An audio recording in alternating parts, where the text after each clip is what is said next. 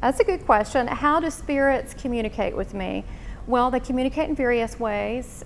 One of the ways is I'm highly clairvoyant without using fancy words. That just means that I see things like a film strip and they'll show me pictures.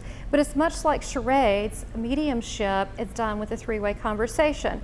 So I'm getting the information, and this is meant for the person in front of me. I don't know what this information means. It's a download.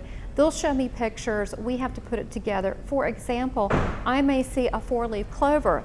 The four-leaf clover could mean St. Patty's Day, or it could mean we literally pick four-leaf clovers. I've had the clover come in various readings, and it feels different. One man I see four-leaf clover, I'm feeling St. Patty's, and I'm feeling green beer. He goes, that was his favorite holiday. He loved green beer. It was his dad. Whereas another woman, they literally picked clover. So I have to understand the intention behind the symbols. I also get smells and scents.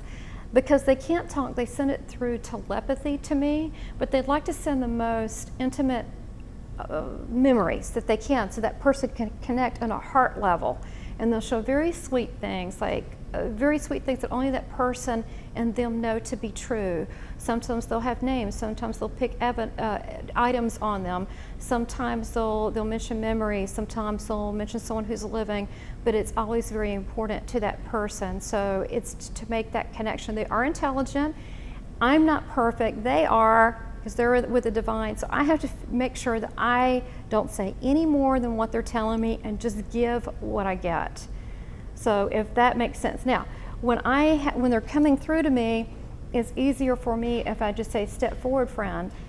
And that way I feel them energetically closer, and it's a lot easier for me to read them pulling here. They're just very close. It's kind of like when you're having an intimate conversation with someone. If they're standing very far away, it's hard to communicate. You come closer and you go, oh, okay. You know, you're just able to feel that person to have a better communication. So I ask them to do that.